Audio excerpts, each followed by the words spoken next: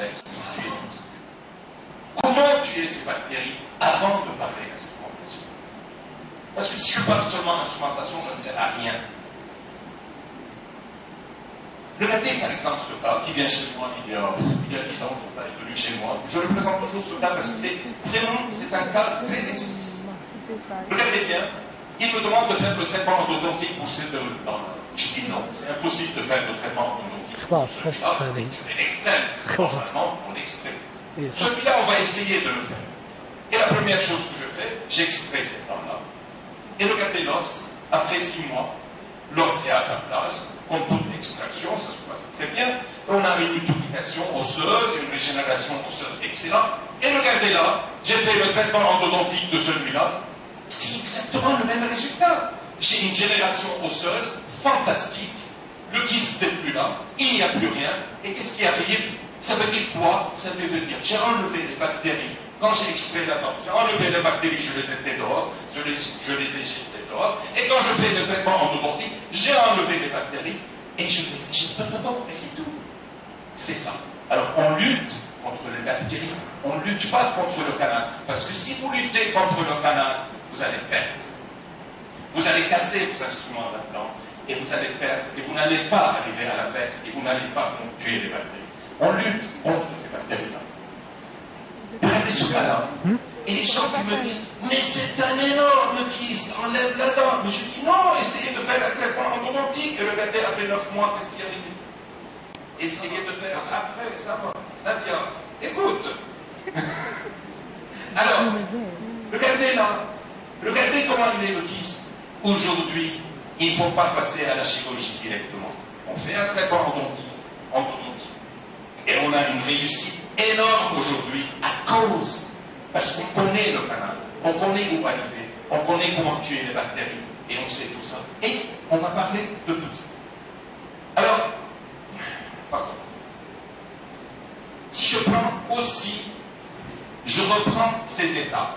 La carie va taper, elle arrive à la chambre pulpaire, et petit à petit, elle fait une nécrose pulpaire, et petit à petit, on fait un granulome, et petit à petit, il y a un kyste. Mais qu'est-ce qu'il y a de différent? Regardez bien, qu'est-ce qu'il y a de différent entre cette photo de cette dent-là et celle-ci? La différence, elle est où? Regardez bien un peu la chambre pulpaire, regardez comment elle est ouverte complètement, et regardez là, ces étapes, comment la chambre pulpaire est fermée presque. Qu'est-ce qu'il y a eu? Il y a eu une hypercalcification, que vous connaissez tous. Et l'hypercalcification se fait au niveau coronaire, elle ne se fait pas au niveau apical. Alors, les gens qui me disent je n'arrive pas à la perte, c'est parce que tu n'as pas bien ouvert au niveau coronaire. C'est-à-dire qu'elle continue pour arriver à la perte. Alors, on a deux ennemis. Un ennemi minéral et un ennemi organique. Alors, avec les instruments, on va lutter contre l'ennemi minéral, qui est la dentine, et avec les produits chimiques, on va lutter contre l'ennemi organique, qui est les bactéries. On est d'accord? Allez, on continue alors. C'est pas mon but dans un traitement endodontique. Le premier but, c'est éliminer les bactéries. On a parlé de ça. Le deuxième but, c'est éliminer les biophiles. Parce qu'on pense aux bactéries. Mais c'est quoi un biophile? Un biophile, c'est des bactéries qui se sont accumulées l'une sur l'autre, et ils meurent, et ils se multiplient, et ils meurent, et ils se multiplient, et ils construisent une maison. Et je vous assure, c'est très difficile de leur détruire leur maison. D'accord? Alors, on lutte contre le biophile. Et en luttant contre ce biophile-là, regardez la dentine qu'on a mis. Et je ne ferme pas un canal si la dentine n'est pas si propre que ça. Et comment arriver là? Je vais vous apprendre comment arriver. C'est ça. Je vous assure, c'est ça. Alors, le troisième but, c'est obturer un canal en tridimensionnel. C'est pas mettre une petite goutte de ciment à l'intérieur et yallah, au revoir.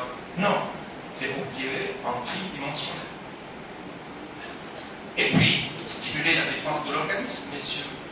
Vous utilisez des produits qui sont dépassés. En France, je parle en France, je ne parle pas en Algérie, attention, même en France. Ils utilisent des produits dépassés avec de la cortisone.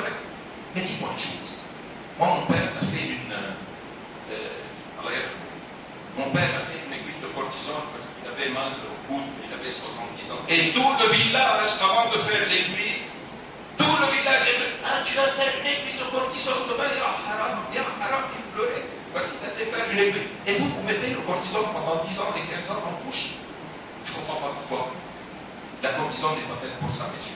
La cortisone, elle va vous arrêter la multiplication cellulaire, que ça soit du sément de la dent et de l'os. Elle n'est pas faite pour ça. Elle n'est pas faite pour rester à sa place pendant 10 ans et 15 ans. La formule c'est encore pire. Alors on n'utilise plus de produits où il y a des médicaments. On utilise des produits neutres, des ciments neutres. La butaperca, elle est neutre. Alors on arrête cette produit-là aussi. Alors il faut attendre la défense de l'organisme. C'est elle-même qui va se défendre et l'os va se multiplier et va prendre la place du kyste qui est. Alors, gardez la dent sur la table si on fait un traitement endodontique, on garde la dent sur la table pendant 10 ans, au moins. Si sans ça, on enlève. Alors, ces buts sont atteints grâce à deux procédés. Le premier procédé, c'est chimique, qui est l'irrigation. Le deuxième, c'est mécanique, qui est l'instrumentation. Et je laisse l'instrumentation à la fin, parce que c'est beaucoup plus important le chimique que l'instrumentation. Soyez-en sûrs que c'est très important le chimique, beaucoup plus que l'instrumentation. Alors le chimique, c'est quoi? On nous a saoulé la gueule avec l'hypochlorite, et je saoule la gueule de mes étudiants jusqu'à aujourd'hui avec l'hypochlorite. Il n'y a que l'hypochlorite qui peut tuer les organismes qui sont malades. Ne cherchez pas ailleurs. Ne cherchez pas ailleurs jusqu'à maintenant. Jusqu'à maintenant, on a l'hypochlorite, c'est très bien, ce n'est pas cher. Allez acheter du Dakar dans une pharmacie et faites-le ou faites vous-même l'hypochlorite et c'est excellent. Ne vous inquiétez pas. Alors, nettoyez le canal, mais dans tout son volume. Et les gens qui ont peur de faire rentrer l'aiguille dans le canal, parce que je vois des étudiants, et je rentre encore, mais rentre, mais descend là et puis jusqu'à la baisse, ne vous inquiétez pas. Les micro-organismes les plus virulents sont au niveau de la peste. Ils ne sont pas au niveau de la partie coronaire. Et c'est là où les bactéries construisent le biofilm petit à petit. C'est au niveau de la peste. Alors, allez avec votre aiguille au niveau de la peste, mais en même temps, s'il vous plaît, utilisez des aiguilles endodontiques, c'est fait pour ça. N'utilisez pas des aiguilles sur le marché où vous allez sortir de la peste et jeter pour l'hypochlorite en dehors de la peste. Non, il y a des aiguilles endodontiques qui sont excellentes, qui ont une ouverture latérale, qui ne font pas une pression verticale. C'est fait pour ça. Utilisez-les. Quelque cher, mais utilisez-les. Les objectifs chimiques, c'est quoi? C'est des gassons avec l'hypochlorite, désinfecte tout le canal, désinfection de tout le canal et gardez l'aiguille jusqu'à la tête, jusqu'au tiers apical. Allez-y, ne vous inquiétez pas, aujourd'hui, l'aiguille peut descendre. Allié de tissu organique, l'hypochlorite. Et il y a un autre produit que j'utilise toujours, c'est le DTA, qui est extraordinaire, hein, qui va lui-même diluer le tissu minéral. Alors, on a l'hypochlorite pour tuer les bactéries, on a le DTA pour diluer les tissus minéraux. Et c'est quoi le tissu minéral? C'est le biofilm qui est là-dedans, c'est le DTA qui va le détruire, et c'est l'hypochlorite qui va tuer les bactéries. Alors, ils sont complètes, ces deux produits. Et les gens qui vous disent, mais celui-là arrête d'effet de ce bien. Mais c'est ce que je veux, parce que quand j'utilise le DTA, il faut qu'il arrête d'effet de l'hypochlorite, et quand j'utilise l'hypochlorite, il faut qu'il arrête d'effet de le DTA. C'est exceptionnel. Et c'est très bien. Alors, aujourd'hui, qu'est-ce que je fais? Instrumentation, EDTA, hypochlorite. Instrumentation, EDTA, hypochlorite. Sur l'instrument lui-même, il n'y a pas un instrument chez moi qui descend sans EDTA sur l'instrument. Sur l'instrument lui-même. Et après, hypochlorite. Alors, je vais vous montrer une petite expérience que je montre toujours parce qu'elle est vraiment, vous comprenez tout là. Regardez le nerf que j'ai enlevé d'une canine. Je le mets dans l'hypochlorite. 10 minutes après, regardez, il n'y a plus.